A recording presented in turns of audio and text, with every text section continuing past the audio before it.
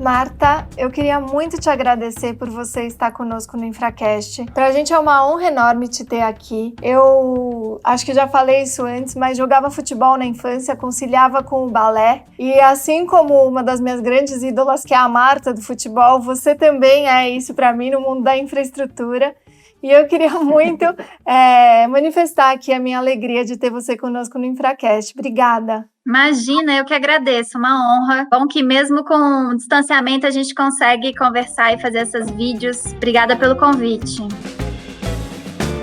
Marta, um dos papéis importantes como líder, como secretária executiva do Programa de Parcerias e Investimentos do Governo Federal, é justamente essa agenda ou esse arranjo institucional que é muito necessário no mundo das parcerias, das concessões e das privatizações e que vem sendo aí muito bem conduzido na sua gestão pelo PPI. E além da agenda institucional intragovernamental, existe também uma agenda que o PPI protagoniza, que é esse relacionamento interfederativo que é necessário de ser feito para que haja o apoio para os projetos de PPPs e concessões que estejam sendo desenvolvidos em outros estados também e municípios. Você poderia contar um pouquinho para a gente como é que você vem fazendo todo esse arranjo, toda essa agenda e todo esse movimento? Com certeza. O governo federal, o PPI é recente, né? Se você pensar 2016, o PPI foi criado, é um órgão relativamente jovem, completando aí 4 anos. Ele foi criado muito como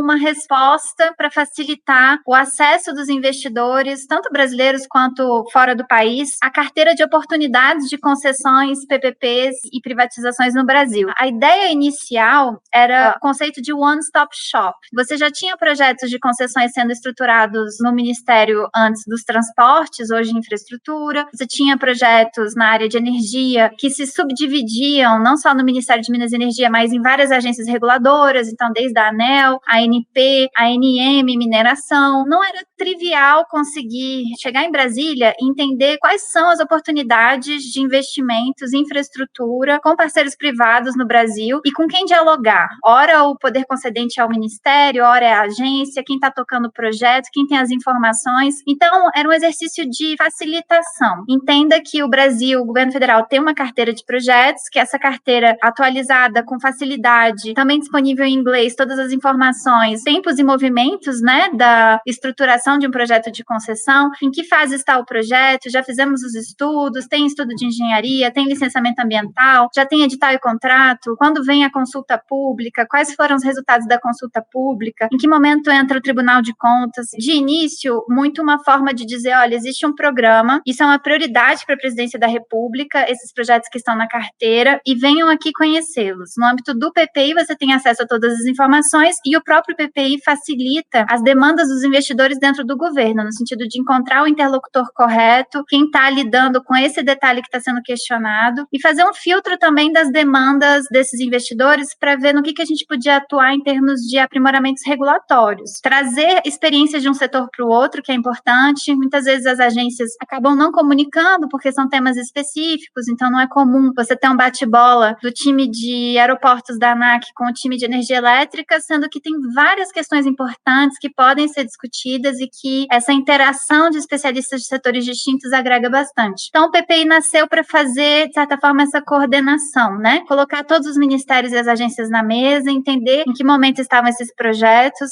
levá-los com mais facilidade aos investidores em termos de visibilidade, compreensão de transparência, receber esses investidores, quais eram as suas dúvidas ou quais eram as suas sugestões, etc., internalizar isso dentro do governo, buscar aproximar essas melhores práticas, porque alguns projetos já com uma maturidade maior do que outros, né? No Brasil você vai encontrar setor de aeroportos, por exemplo, já fizemos várias rodadas, estamos estruturando agora a 6ª rodada de concessões de aeroportos. Em mineração, nós começamos no ano passado, junto com a CPRM, junto com o Ministério de Minas e Energia, a destravar uma agenda que há praticamente 4 décadas não se leiloava direitos minerários no Brasil. Então, o timing e a evolução do aprendizado na estruturação do projeto varia muito por setor. E, nesse sentido, o PPI tem colaborado muito. Para um programa que hoje, além de manter essas funções originais, também busca ampliar o conceito de parceria para outros setores. São setores que não tinham o hábito de buscar soluções via parceria com a iniciativa privada, a gente passou a estimulá-los a buscar essas soluções. Isso fica facilitado pelo momento fiscal que o Brasil está vivendo. Então, se antes era muito comum o MEC trabalhar unicamente com obra pública, por exemplo, para tentar suprir o déficit de creche, hoje já é mais comum, já é mais natural a gente conseguir abrir pilotos de estruturação de PPPs de creches junto aos municípios, junto até aos estados, para tentar consorciar municípios e fazer isso em maior escala. Então, a gente migrou de um PPI que era essencialmente aeroportos, portos, rodovias, ferrovias, geração de energia, transmissão de energia, setor de petróleo e gás, para um PPI que, além de todos esses setores, está estruturando concessão de floresta, concessão de parques, está focado em privatizações, que antes não era uma prioridade, vamos dizer assim. Nós tínhamos a Eletrobras sendo discutida lá atrás, né? Hoje nós já temos, além do projeto da Eletrobras, discussão com os Correios, discussões com a Telebrás, discussões com empresas de dados como Dataprev, Serpro, Casa da Moeda, enfim, ampliou-se muito o rol de discussões de desestatizações, de privatizações também no âmbito do PPI, sem contar esse apoio adicional subnacionais. A gente quis aproveitar esse aprendizado que nós tínhamos, que a gente via que ajudava dentro do próprio governo a irradiar, digamos, essas melhores práticas no âmbito das parcerias para os estados e para os municípios, porque muitos dos serviços relevantes para a população estão ali. Não é o governo federal que toca um projeto de mobilidade urbana, o projeto de saneamento básico não é tocado diretamente pelo governo federal, iluminação pública, resíduos e essas infraestruturas que a gente chama de sociais, né, creches, unidades básicas de saúde, até mesmo a agenda de presídios, o PPI está envolvido hoje. Então, foi uma ampliação da carteira em termos de objeto, de atenção. Algumas pessoas tinham a preocupação de que isso tirasse o foco do programa, de certa forma que a gente começasse a olhar tudo, não tivesse mais aquele crivo de qualidade e de ficar literalmente em cima de cada projeto para que eles aconteçam. Mas eu acho que a gente tem feito isso com muita parcimônia, então são alguns pilotos que a gente está estruturando. A gente não abraçou o mundo, mas a gente abraçou literalmente a diversidade de setores e áreas nesse impacto de fortalecer a cultura das parcerias, que a gente cada vez mais tenha prefeitos e governadores buscando parceiros privados para prestar serviços de qualidade à população, com menos impacto fiscal e com mais impacto de regulação de qualidade de serviço. Se a gente conseguir estruturar alguns pilotos que virem melhores práticas e que depois possam ser também adaptados por outros estados e municípios que consigam fazer sozinhos, excelente, missão cumprida, assim. A ideia é realmente conseguir irradiar essas boas práticas. Aproveitando este gancho que você deu, dessa expansão de atuação do PPI, o que realmente serve para difundir essa cultura de parcerias no país, né? Até porque muitos estados e municípios não têm ainda a cultura, há muita resistência. Conta pra gente como o PPI tem feito, por exemplo, no setor de saneamento, essa articulação, que é um setor que ele não é federal, né? A atuação federal é muito mais no macro planejamento e no macro financiamento do setor, mas como tem sido essa articulação, por exemplo, quando envolve um conjunto de municípios e um estado? Qual que é o papel do governo federal nessa articulação? Se você puder detalhar pra gente. Saneamento básico tem um desenho federativo muito desafiador para a gente conseguir desenhar boas parcerias. Por quê? Hoje é o setor claramente de infraestrutura menos aberto para participação privada, tanto no percentual da participação privada que você olha nesse setor hoje, que vai girar em torno de 5, 6%, e boa parte dele como subconcessões de empresas estaduais, como pela legislação e os incentivos que se tem hoje para prestação de serviço via empresa estatal ou via uma autarquia municipal, literalmente pelo caminho da obra pública e do serviço público. O saneamento básico ele tem um duplo desafio, um desafio legislativo, e a gente está vendo isso acontecer no Congresso Nacional, a discussão em torno do projeto de lei de saneamento básico, que já foi uma medida provisória, na verdade já foram 2 medidas provisórias, que acabaram perdendo eficácia no Congresso pelas disputas que ocorrem em torno do tema, uma resistência de abertura desse mercado à iniciativa privada, e por outro lado, um desafio de estruturação, porque o titular do serviço é um município, mas um bom projeto de concessão, para ele ter escala, para ele ser viável e a gente não depender de contraprestação do poder público, o ideal é que a gente consiga escalar ele em quantidade de população atendida, né, de municípios. Isso significa que necessariamente um projeto de concessão de saneamento precisa ser grande para parar de pé? Não necessariamente. A gente tem visto projetos em cidades de menos de 50 mil habitantes importante que são viáveis. Tem também um custo de transação muito grande estruturar uma concessão de saneamento básico, não só um custo de transação por todos os estudos de viabilidade que tem que ser feitos no âmbito da engenharia, estudos ambientais, estudos econômico-financeiros, etc., mas por conta desse desenho federativo complexo, ou seja, cada município envolvido tem que aprovar uma lei permitindo a delegação do serviço para o Estado, tem que topar receber esse serviço para fazer a concessão. Muitas vezes o Estado também tem que aprovar uma lei para permitir essa concessão. Então, é uma sequência de aprovações legislativas em câmaras legislativas até a gente conseguir, de fato, colocar um projeto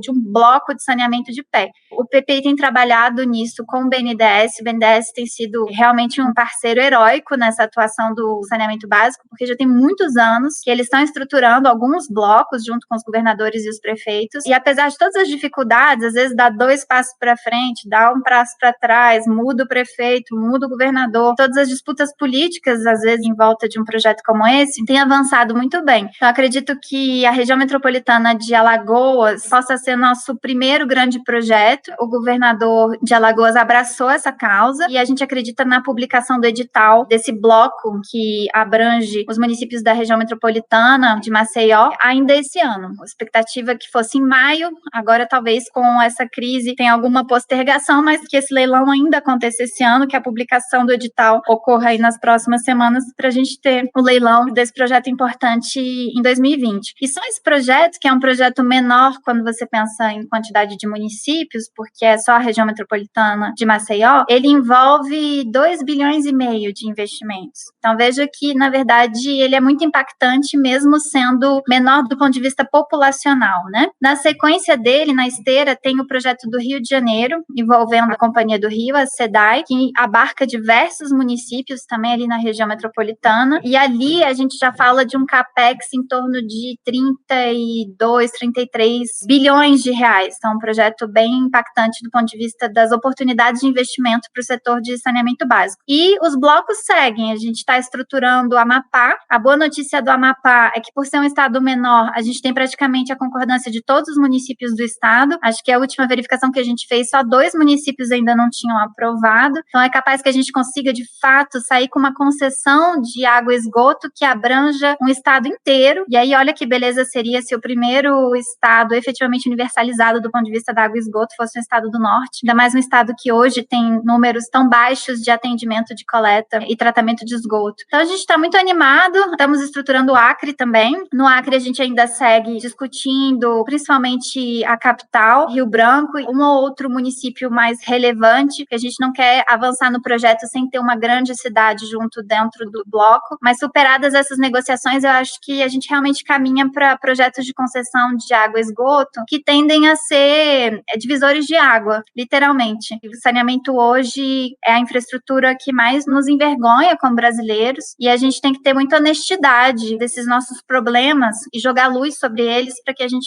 dê, de fato, a prioridade para tratá-los. Então, não é fácil do ponto de vista federativo ter que compor todos esses interesses, não é fácil do ponto de vista legislativo, porque o ideal seria que a legislação já fosse pró-mercado e hoje ela ainda não é, ela ainda não garante estabilidade regulatória, ainda não atribui à Agência Nacional de Águas do Governo Federal competências para dar uma luz sobre essa questão regulatória do ponto de vista do saneamento básico. Hoje a legislação do setor impede vender controle de companhia estadual de saneamento. A gente não vê isso em outros setores, ou seja, a venda do controle tende a ser uma decisão ali do governador ou do prefeito, e hoje a legislação impede a venda de controle, e não é à toa que a gente tem um setor tão restrito em termos de participação privada e não coincidentemente com tanta falta de infraestrutura e tanta carência de qualidade de prestação de serviço. Muito interessante. Marta, inclusive pegando esse gancho que você acabou de trazer da Ana e um pouco do que você colocou na sua primeira resposta a respeito dos aprimoramentos regulatórios, se você puder comentar um pouquinho de como tem sido a atuação do PPI junto às agências e um pouco mais sobre essa frente mesmo de tratar da regulação como mecanismo de desenvolvimento e mecanismo de trazer bons projetos para a pauta? No setor de saneamento, a gente encontra uma multiplicidade de agências reguladoras, algumas municipais, outras regionais, outras estaduais, e no governo federal mesmo não tem nenhum braço de regulação, nem mesmo de diretrizes. O cenário, ele dificulta muito a previsibilidade para o investidor privado. O que o investidor privado precisa? Ter regras claras, que ele vai entrar num projeto de 30, 35 anos, ele quer saber quais são as obrigações de investimento que ele vai ter que fazer, como é que ele se remunera nesse investimento para poder calcular ali a taxa de retorno dele e como é que esse contrato equilibra eventuais riscos e obrigações, direitos e obrigações. Onde entra a regulação, né? Na cobrança da qualidade do serviço, nos reajustes tarifários, nos eventuais reequilíbrios. Se isso tudo estiver claro e a agência for forte, no sentido de ter credibilidade no mercado, é muito mais fácil atrair investimento privado. Então, quando você olha para uma agência como a ANEEL, por exemplo, e todo o histórico que ela tem, maturidade regulatória, previsibilidade regulatória, toda vez que a gente lança um edital de geração de energia, de transmissão de energia, é literalmente a festa da concorrência, né? Vem dezenas de empresas e aí a gente consegue atrair para o usuário o que há de melhor, que é a menor tarifa possível, com a maior quantidade de investimentos e uma bela cobrança regulatória em cima dessas empresas para que elas entreguem um serviço de excelência. Quando a gente fala de um setor que tem mais de 50 agências olhando e não conversando entre si e com práticas divergentes, como é que você traz um investidor privado para lidar com tantos interlocutores que não conversam, que não pensam igual e que afetam o seu contrato? Então, esse é o desafio do saneamento básico. A gente precisa fortalecer essas agências, elas precisam dialogar mais e ter uma padronização regulatória no sentido de ter mais previsibilidade. Em que momento você vai ter um reajuste tarifário? Em que momento você vai ter uma penalidade por descumprimento de contrato? Qual o nível da qualidade do serviço exigida? Torná-las mais autônomas, mais independentes e mais aderentes a uma agenda regulatória. Isso é fundamental para a gente atrair investimento privado. Então, a gente tem feito isso aqui no governo federal com as nossas agências, né? Cada uma tem as suas especificidades, mas quanto mais madura, no sentido de mais leilões já tocou, mais contratos já avançou, mais a gente vê conforto do lado do investidor de saber que ali é um terreno conhecido. O que passa longe de ser um terreno administrado, né? No sentido de que o investidor pode fazer o que quiser, que ele está tranquilo. Não. As agências são muito atuantes, muito exigentes, sabem cobrar contrato, sabem cobrar qualidade de serviço e obrigação contratual, mas ao mesmo tempo o investidor sabe que ele não vai ser cobrado por algo que não estava previsto, ou que uma previsão de reajuste tarifário não vai ser descumprida, ou que o prazo de contrato dele não vai ser descumprido, que o contrato não vai ser retomado sem nenhum tipo de justificativa. Tudo isso é muito importante. Então, acho que a agenda de saneamento passa por isso, né? A proposta do projeto de lei é trazer para a agência do governo federal, para a ANA, competências de diretrizes regulatórias para tentar ao máximo fazer esse exercício de coordenação entre as várias agências do país, para que elas conversem e tenham uma padronização regulatória maior e que elas possam exercer cada vez mais o poder de fiscalização de bons contratos. Se o contrato for bem desenhado, ajuda muito a regulação a posteriori. Então, é isso que a gente tem tentado fazer, PPI, junto com o BNDES, nesses contratos de saneamento básico dos blocos, é desenhar muito bem essas regras para que depois a regulação possa também estar pautada num bom contrato, o que ajuda bastante.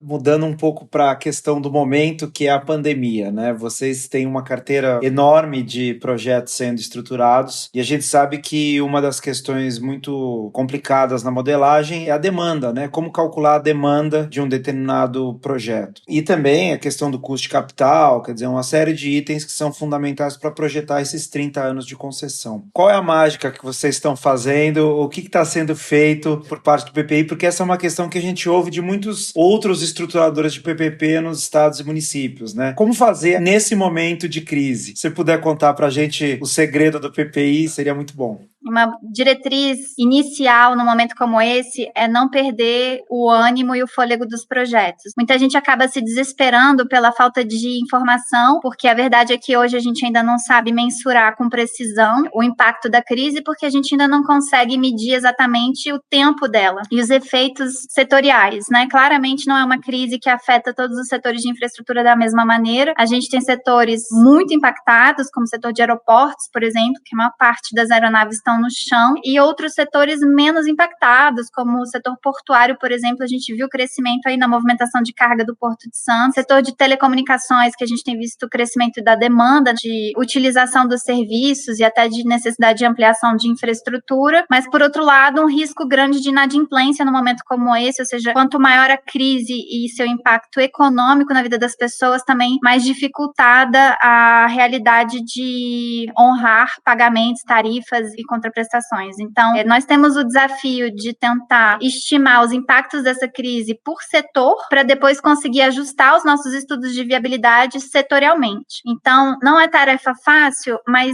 não pode ser um motivo para a gente paralisar os projetos e aguardar os acontecimentos para depois retomar os projetos. Pelo contrário, a gente tem tido de todos os nossos ministros aqui envolvidos com a agenda de infraestrutura, a diretriz de pisem no acelerador, vamos avançar ao máximo com todas as etapas necessárias até chegar no leilão de infraestrutura e vamos com otimismo. A verdade é que, na pior das hipóteses, se a gente tenta levar o leilão de infraestrutura à frente e não consegue encontrar interessados, a gente volta para a prancheta, reavalia, ajusta a demanda, ajusta a obrigação de investimento e retorna para uma tentativa de leilão. E não tem como a gente se furtar, eventualmente, de não conseguir avaliar bem, com precisão, um impacto ou outro, dependendo do setor. Esse desejo de ter todas as informações e acertar 100% no leilão também não pode nos afastar da tentativa. Então, nós estamos todos muito firmes na tentativa de seguir em frente e com bons feedbacks dos investidores com os quais a gente tem conversado. Tem investidores que, obviamente, estão vivendo a pandemia nos seus contratos atuais e todos eles mais ou menos impactados com questões de liquidez. Então, tem uma frente do PPI que tem sido muito importante para dialogar com os atuais investidores de infraestrutura que estão no Brasil, entender quais são as necessidades imediatas deles e tentar dar esse suporte imediato para que a gente não tenha um serviço público paralisado ou comprometido. E se esse investidor conseguir passar por essa crise menos impactado, a chance dele voltar para um outro leilão de infraestrutura é muito maior. Por outro lado, a gente tem os investidores financeiros no mundo todo buscando permanentemente bons contratos. O dinheiro não desapareceu, né? Existe muita liquidez no mundo, há juros baixos, então os nossos projetos são interessantes, tem uma boa taxa de retorno e tem credibilidade no sentido de que a gente vem tocando essa agenda de parcerias já há muitos anos. Então, é projeto que tem início, meio e fim, que tem exemplos no mercado para serem verificados pelos potenciais investidores. Então, a gente tem dialogado muito também com esses investidores financeiros, avaliando se a gente precisa rever algumas regras de exigências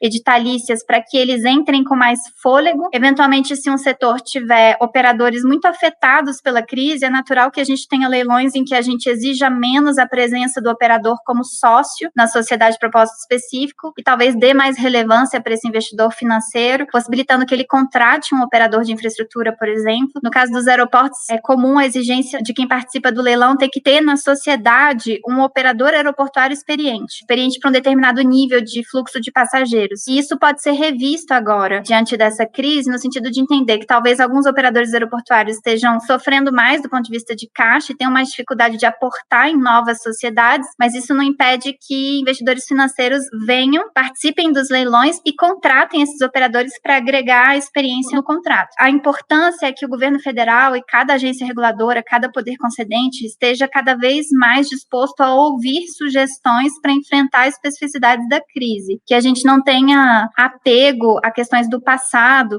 Mas nós sempre exigimos isso. Sim, mas nós nunca vivemos um momento como esse. E a prioridade agora tem que ser a continuidade da agenda de infraestrutura, porque ela vai ter um impacto gigantesco na retomada, no dia seguinte, na geração de empregos, na geração de renda, na ajuda que o Brasil vai precisar para retomar o crescimento econômico num ano claramente de queda de PIB. Então, o trade-off, leilão ideal, com o máximo de informações, com o máximo de players, com o máximo de outorga, o mínimo de tarifa, talvez não seja a nossa realidade, mas o nosso ideal agora passa a ser o máximo de investimentos com o máximo de empregos gerados. E que a gente conseguir avançar nessa agenda, mesmo que com leilões um pouco menos competitivos, ou com leilões com informações talvez um pouco mais assimétricas em relação às que nós tínhamos antes, não deve ser um empecilho para a gente frustrar essa agenda. E a gente sabe que toda crise, ainda mais uma crise de saúde, ela tem início, meio e fim. Hoje a gente ainda não sabe, por conta das muitas pesquisas que estão acontecendo, em que momento surge o medicamento que traz a gente para uma zona de conforto maior para diminuir essa necessidade de distanciamento social. A gente ainda não sabe em que momento surge a vacina que vai deixar essa crise de saúde para trás, ou seja, vai ser mais uma vacina que nós vamos tomar aí com uma certa frequência e vamos lidar com essa realidade do coronavírus, mas a gente sabe que tem início, meio e fim.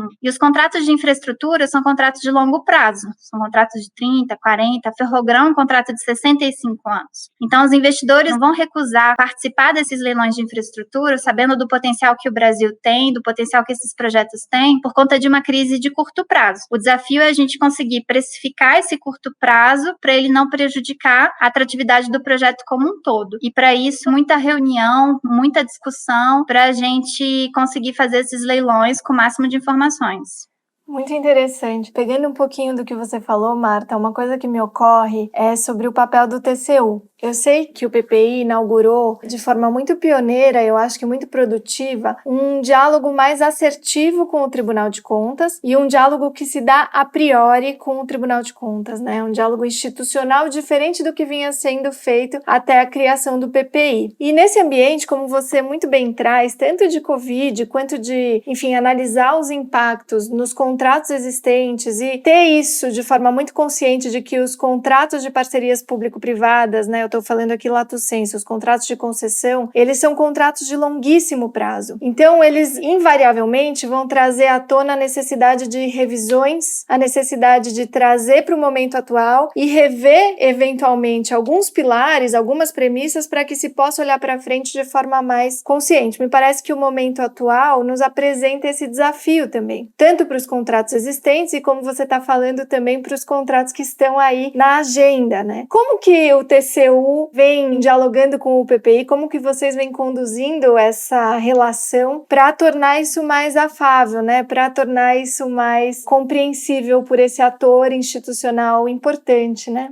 Com certeza. O tribunal tem sido uma peça-chave aí no avanço dos projetos de infraestrutura no país. Acho que é um aprendizado contínuo, tanto deles interno em relação aos projetos que eles acompanham, quanto nosso no diálogo e na interação com eles, de entender as potenciais melhorias e os pontos que para eles são mais sensíveis e tentar acomodar tudo isso nos estudos, já chegar com projetos mais robustos no Tribunal de Contas. A gente tem visto uma disposição gigantesca do tribunal também, das suas áreas técnicas até os seus ministros, de dialogar todo o tempo conosco. Então, a gente não precisa protocolar formalmente um estudo no TCU para começar a conversar com o Tribunal de Contas. A gente já busca eles em reuniões prévias, mesmo antes de formalizar um estudo, para explicar o que a gente está fazendo, como o estudo está avançando e também compartilhar algumas dúvidas. Nós não somos donos da verdade e muitas vezes temos dúvidas sobre como proceder em relação a algumas análises e muitas vezes a gente demanda o TCU no sentido de, o que vocês acham? A gente está em dúvida aqui se vai para a direita, se vai para a esquerda, se faz dessa maneira ou de outra, e por mais que o órgão não tenha um papel consultivo, né, não cabe ao executivo pedir consultoria para o TCU, tecnicamente eles têm nos ajudado muito, trazendo a visão deles do processo e preocupações deles que nos ajudam a decidir também em relação a algumas tomadas de decisão no processo de estruturação de cada uma das concessões. Então, acho que esse diálogo é fundamental. Em alguns setores, quando a gente começa a estruturar concessões, eu acompanhei isso de perto no setor aeroportuário, a gente acaba achando que tem que conseguir prever no estudo de viabilidade ou num contrato algo o mais próximo possível do que será a realidade, né? E a gente fica tentando acertar ao máximo ali a projeção de demanda, e checa as elasticidades, e checa o valor ali do capex que a gente está estimando, e gasta um tempão ali buscando algum tipo de perfeição, de detalhamento de projeto, e aí vem uma crise como essa de saúde, derruba absolutamente tudo, coloca todos os aviões no chão, absolutamente fora do que nós tínhamos imaginado para qualquer concessão de aeroporto. Isso acontece em tantos setores, então acho que traz também uma lição de pragmatismo, no sentido de que um contrato de concessão, ele tem que ser ao máximo bem modelado para prever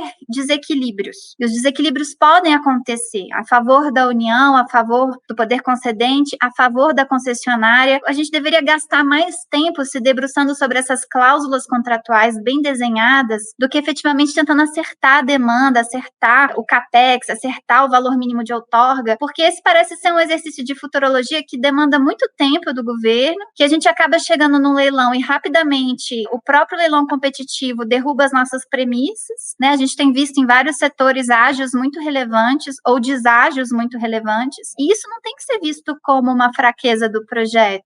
Você, como governo ou como órgão de auditoria, achar que vai ter acesso a todas as informações que um grupo de investidores tem, conhecimento específico naquela área, pesquisas específicas naquela área, cada um com uma estimativa de crescimento daquele setor, de potencial, etc., cada um partindo de premissas específicas, quem é o dono da verdade, né? Para mim, a lição é que a gente tem que buscar ser cada vez mais pragmáticos nos leilões de infraestrutura. Pragmático no sentido de gastar menos tempo tentando acertar algo que a gente sabe que não vai acertar, mas pragmático no sentido de ampliar ao máximo a concorrência, porque a concorrência corrige os erros dos estudos. É no leilão competitivo que a gente vai conseguir auferir melhor qual é o valor de fato daquele ativo. Muito melhor do que nós numa planilha discutindo com o Tribunal de Contas. Então, que a gente tenha mais pragmatismo com algumas análises de números e mais dedicação a contratos bem redigidos para prever justamente esses desequilíbrios e encarar eles com naturalidade. Quando ocorrer, de fato, uma crise como a que está acontecendo agora, eu não tenho que ter constrangimento de sentar com uma concessionária e renegociar com ela e entender que ela teve uma frustração de receita gigantesca e que isso precisa ser reequilibrado de alguma forma porque ela não teve culpa nesse acontecimento. Nesse sentido, eu estava conversando com investidores estrangeiros que estão no Brasil, que me deram um reporte super interessante, falaram, Marta, a gente tem ativos em vários países, todos eles sofrendo com a crise do coronavírus, porque essa crise tem essa vantagem ou desvantagem de ser universal, para efeitos de comparação aí de soluções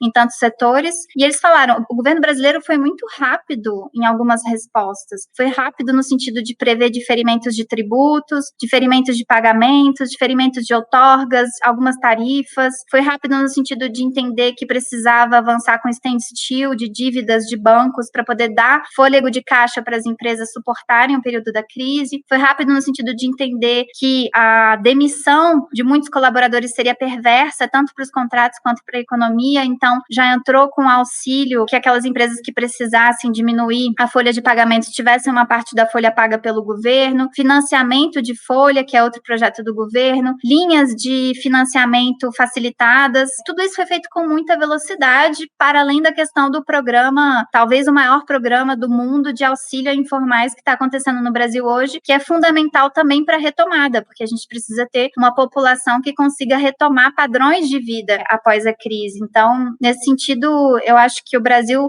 apesar de ser algo absolutamente fora do esperado e sem precedentes, a gente tem conseguido, nesse diálogo, governo, agências, setor produtivo, Tribunal de Contas, judiciário, legislativo, que tem sido muito atuante também, porque muitos desses projetos passaram pelo Congresso Nacional, que está literalmente numa força-tarefa, a gente conseguiu dar respostas muito rápidas. E esses investidores me reportaram que em outros países que eles atuam, eles ainda estão trocando demandas por ofício, ainda não começaram a ter cheiro de resposta em relação a algumas demandas. Então, isso me deixou bem feliz, porque às vezes a gente olha para o Brasil com tanta crítica, né, como se nós fôssemos tão burocráticos e tão amarrados, mas eu concordo que a gente tem uma capacidade grande de resposta e está todo mundo muito dedicado para que isso aconteça o mais rapidamente possível, as empresas sofram o mínimo possível, porque com isso os colaboradores sofrem menos com demissões, a economia toda sofre menos com a crise. Muito legal, Marta, muito bacana ter essa perspectiva. Como você disse, às vezes a gente critica demais o que a gente tem, mas eu acho que hoje o Brasil tem um dos programas mais avançados e mais audaciosos de concessões e PPPs, e certamente o programa federal capitaneia esse esforço. E nessa linha, a gente nota de fato, na última década talvez, que a concessão e PPP hoje ela está consolidada, me parece. Até no discurso político, lógico, há sempre alguma resistência, mas me parece que hoje é um instrumento legítimo que, independente do espectro político, ninguém mais tem medo de falar em PPP e concessão. Agora, a privatização em si, venda de empresa estatal, parece ser ainda alguma coisa um pouco mais amarrada, né? A gente tem, logicamente, o governo federal vendeu as distribuidoras, algumas distribuidoras da Eletrobras, isso em 2016. A Petrobras fez um programa grande de desinvestimento de subsidiárias que ela tinha, mas empresas estatais, sejam elas estaduais, sejam as federais, e aqui eu diria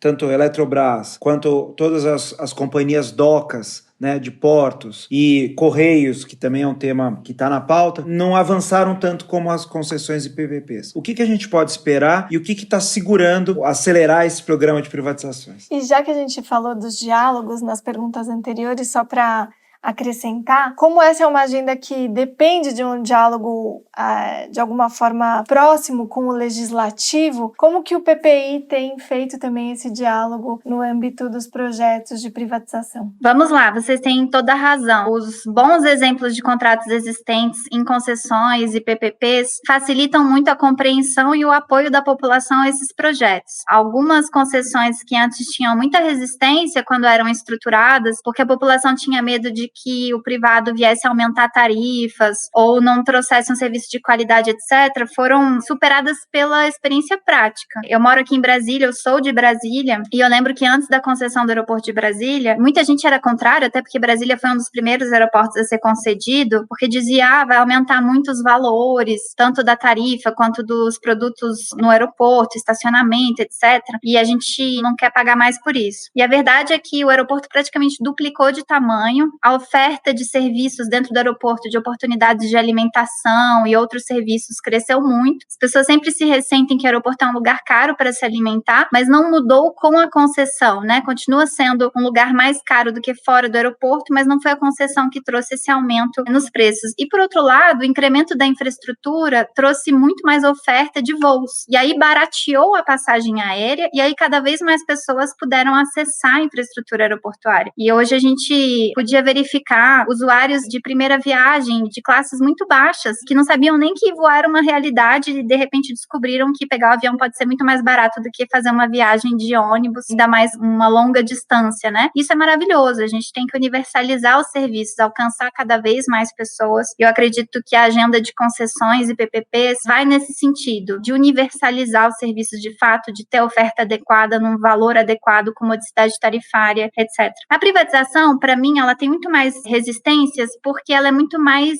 incomum. Qual foi a última empresa privatizada no Brasil, né? E todos os dogmas e as histórias que contam, venderam a empresa a R$1 a preço de banana, e qual era o contexto histórico daquele momento. Então, acho que essa falta de experiência de casos concretos dificulta muito. O Brasil tem avançado numa agenda de desinvestimentos por dentro das companhias, né? Então, a Eletrobras tem feito desinvestimentos, a Petrobras tem vendido refinarias. Ano passado, a própria empresa Correios vendeu a Correios Par. Então, essa agenda avança bem, mas a agenda de privatização de fato, de você pegar uma estatal e passar para o setor privado, ou liquidar uma empresa, né? Chegar à conclusão que você não precisa mais ter aquele gasto todo com uma empresa pública, que aquele serviço pode ser prestado a mercado e que eventualmente você pode liquidar uma companhia, isso ainda tem muita resistência. E a gente precisa conseguir separar essas resistências, entender o que é resistência corporativa, que é uma resistência normal, natural. Você tem um corpo de colaboradores que se dedicou muitos anos para aquela companhia, não quer que ela feche, ou tem receio de que ela mude de dono e que as regras mudem, que a remuneração mude, e o histórico é de redução de remuneração, em muitos casos, não em todos, né? Normalmente a nível gerencial, diretoria, etc., você pode até ter incrementos, mas de forma geral você tem uma racionalização de algumas revisões de salários, de reajustes de salários. Então você tem uma resistência que é natural de quem está dentro da companhia, a gente tem que entender essa resistência, dialogar com esses colaboradores e buscar também trabalhar com muita transparência para que o processo não seja dolorido para eles, na medida do possível, ter essa sensibilidade. E, por outro lado, a resistência do desconhecido e de muitos lobbies que acontecem por diversos interesses em manter uma empresa como uma estatal. Do ponto de vista legislativo, né, Isadora levantou, acho que essa talvez seja uma das maiores dificuldades, porque não é uma decisão só do governo federal em muitos casos. Mesmo quando é uma decisão só do governo federal, envolve um decreto do presidente da República, né, começa com uma resolução do PND, que é o PPI, hoje em dia são conselhos, o mesmo conselho do Programa Nacional de Desestatizações é o Conselho de Ministros do PPI. Esse conselho recomenda ao presidente da República a privatização de uma empresa, a desestatização. O presidente da República acata mediante decreto. Com isso, a gente começa a contratar os consultores especializados para fazer o estudo dessa companhia, valuation, entender qual é o caminho adequado para fazer essa privatização. A audiência pública, consulta pública, diálogo com o Tribunal de Contas, até conseguir, de fato, chegar num edital. Essas empresas que estão hoje previstas na lei do PND, a gente segue esse rito sem precisar passar pelo legislativo. Mas a própria lei do PND, ela estabeleceu que algumas empresas precisam sim de autorização legislativa para serem vendidas. É o caso, por exemplo, da Petrobras, do BNDES, do Banco do Brasil, Banco da Amazônia, enfim, e da Eletrobras, que foi excluída do PND por lei. Então, por isso a gente está tentando no Congresso uma autorização legislativa para seguir com a capitalização da Eletrobras. E é o caso das empresas que demandam quebras de monopólio, então que são consideradas na legislação monopolistas de prestação de serviços. Como é o caso dos Correios, a Constituição Federal prevê que cabe à União manter o serviço postal. Então a gente precisa regulamentar isso minimamente no âmbito do Congresso para dizer, olha, manter não significa necessariamente ter que ter uma empresa empresa pública. A gente pode ter um contrato com uma empresa e regular muito bem esse contrato para garantir que a prestação seja universalizada, que os serviços cheguem em todas as cidades do país, em todos os bairros, em todos os brasileiros, que cheguem a preços módicos. Então, é toda uma regulamentação do que significa esse manter que a gente vai precisar discutir no âmbito do Congresso Nacional. No caso da Casa da Moeda, tem ali na lei previsto um monopólio na emissão de selos e na impressão, né, de papel moeda, e isso faz também com que o governo federal tenha tentado, via medida provisória, quebrar o monopólio da Casa da Moeda, e essa medida provisória acabou perdendo eficácia aí no meio da pandemia do Covid. Então, tem essas empresas, digamos, que são mais complexas do ponto de vista do rito legislativo, que a gente vai precisar de muito apoio dos nossos parlamentares para conseguir avançar com essa agenda, e tem as empresas que estão em estruturação em fase de estudos. Para esse ano, a gente está tentando avançar com algumas liquidações, então é um pouco um processo de stop loss de algumas empresas que a gente julga que a gente não precisa ter como Estado brasileiro. O caso da BGF, da Engea, gestora de fundos e de recursos. Acho que a gente tem condições de avançar com essas desestatizações esse ano. Estamos estudando junto com a MCTIC a Ceitec, que é uma empresa também que fabrica equipamentos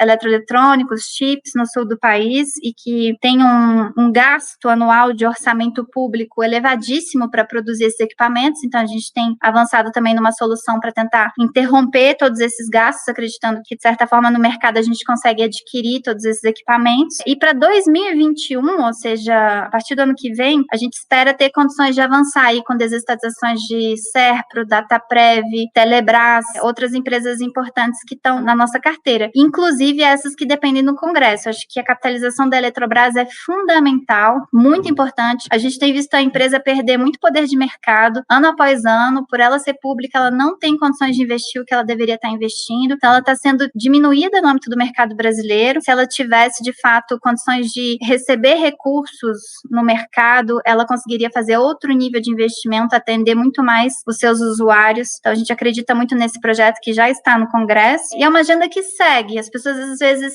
se ressentem de não ter resultados imediatos, mas é importante dizer que é a primeira vez que um governo abraça a agenda de privatizações sem preconceito e coloca na carteira do PPI 17 empresas de uma vez só. Então, é claro que isso dá trabalho, demanda tempo, a crise não nos favorece nesse sentido, mas não impede em nada que a gente siga com a estruturação, com valuation, com as aprovações dos projetos de lei, e é importante que a população se aproprie dessa agenda, que ela entenda que a prestação do serviço por uma empresa privada tende a melhorar muito a qualidade do serviço que ela recebe, porque ela não fica limitada ao orçamento público, aos investimentos públicos, que são muito escassos, e vão estar ainda mais escassos em tempos pós-Covid. Nós já tínhamos um desafio fiscal super relevante. A reforma da Previdência veio no sentido de dar credibilidade ao endividamento do Brasil, super importante, mas ela leva tempo também para ter seus efeitos fiscais consolidados. E agora, nessa pandemia, o esforço fiscal que o Brasil está fazendo para conseguir pagar salários, pagar auxílio informal, pagar equipamento de saúde, ajudar os estados e municípios, implica gastos na casa do trilhão. E lembrando que o dinheiro público, ele vem do brasileiro. Então, se o governo está gastando 1 trilhão, a população brasileira e as empresas estão sendo taxadas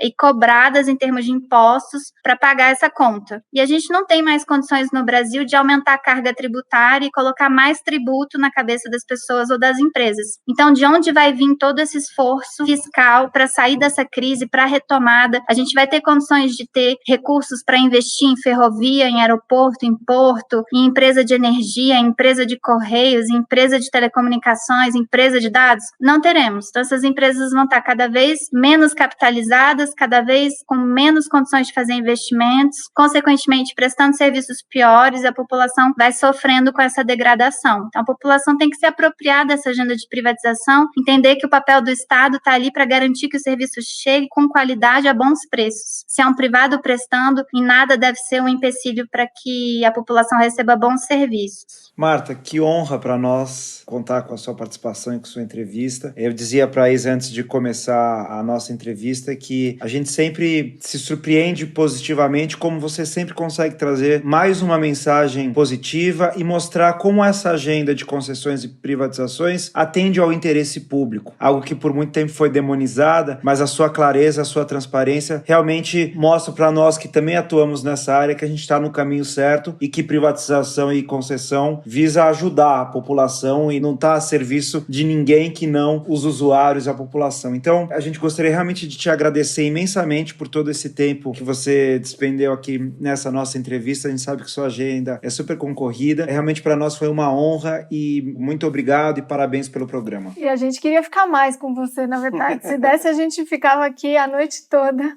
porque essa conversa tá maravilhosa. Eu disse para ele que você é minha camisa 10 e é mesmo.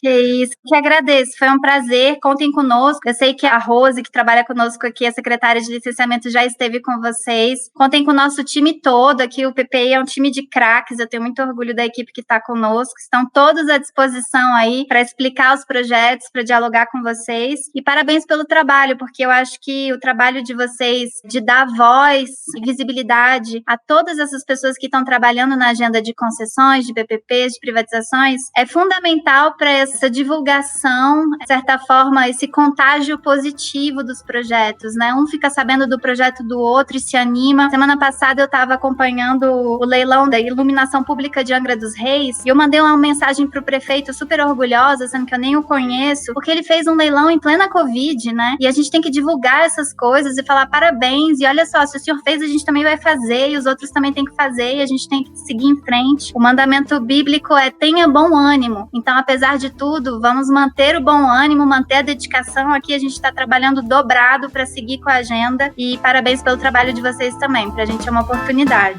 Obrigada, Marta.